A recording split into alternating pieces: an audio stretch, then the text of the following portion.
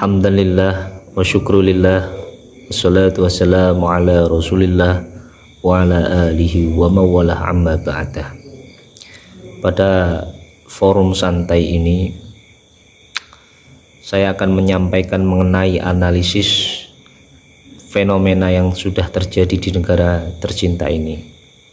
Baru-baru ini pada 11 April yang lalu para mahasiswa melakukan aksi turun jalan untuk menyampaikan aspirasi mereka terhadap pemerintah.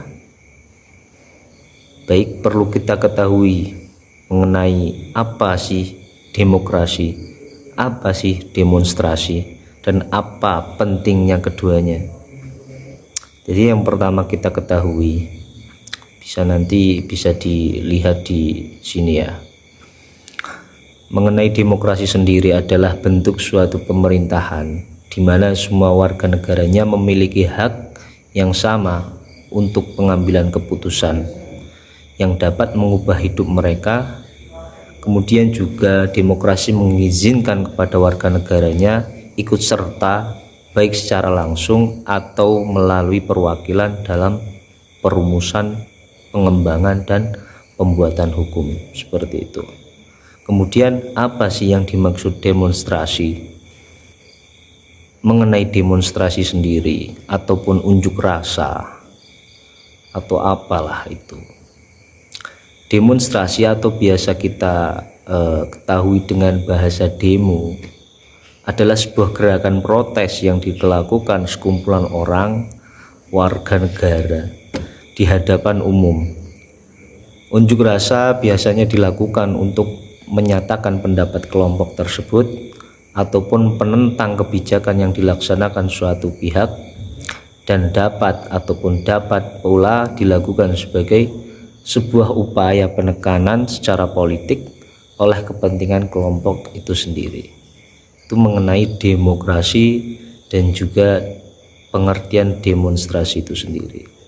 Yang kita akan bahas pada kali ini mengenai kronologi bisa terjadinya demonstrasi yang sebegitu panas sekali. Itu bagaimana sih? Sebenarnya apa sih kronologi yang menyebabkan aksi demo pada 11 April yang lalu? Dijelaskan bahwasanya aksi yang kemarin terjadi pada 11 April itu adalah sebuah lanjutan aksi BEM SI pada 20 Maret yang lalu, yang intinya itu adalah menolak wacana penundaan pemilu atau amandemen pemilu, mengkaji ulang Undang-Undang IKN hingga menjaga stabilitas harga bahan pokok. Kita tahu bahwasanya kemarin-kemarin bahan pokok itu meroket. Nah, kita perlu bahas kronologi yang terjadi, sebenarnya yang terjadi sehingga berlangsungnya aksi pada 11 April tersebut. Akan tetapi kita perlu digarisbawahi bahwasanya aksi kemarin itu memicu beberapa kasus kekerasan, anarkisme dan lain sebagainya, sehingga hal tersebut bisa melunturkan citra baik mahasiswa kepada masyarakat. Dijelaskan oleh Polri yang memastikan demo mahasiswa 11 April di sejumlah daerah itu telah disusupi oleh beberapa kelompok anarko seperti itu. Dalam undang-undang juga dijelaskan bahwasanya bagaimana cara menyampaikan aspirasi dengan cara yang baik itu bagaimana. Pada Undang-Undang Republik Indonesia Nomor 9 Tahun 1998 tentang kemerdekaan menyampaikan pendapat di muka umum atau bisa kita sebut demo, seperti itu. Menimbang bahwa kemerdekaan menyampaikan pendapat di muka umum adalah hak asasi manusia yang dijamin oleh Undang-Undang Dasar 1945 dan di Deklarasi Universal Hak-Hak Asasi Manusia, bahwa kemerdekaan setiap warga negara untuk menyampaikan pendapat di muka umum merupakan perwujudan demokrasi dalam tatanan kehidupan masyarakat berbangsa ataupun bernegara. Kita tahu bahwasanya Indonesia itu adalah negara yang demokrat, seperti itu, demokratis. Maka dari itu hal tersebut menyampaikan aspirasi kepada pemerintah itu adalah hak bagi setiap warga Indonesia, seperti itu. Akan tetapi perlu digarisbawahi bagaimana sih cara menyampaikan aspirasi tersebut agar terkesan baik, seperti itu di mata umum, ya, seperti itu.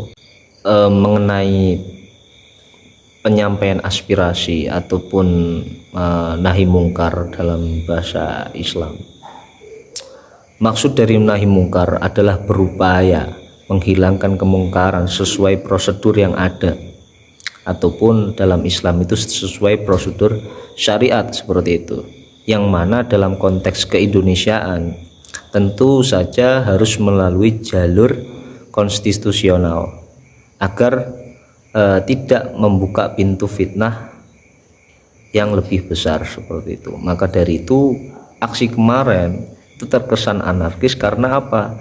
Mungkin kurangnya keamanan, gitu, kurangnya keamanan dan lain sebagainya, seperti itu.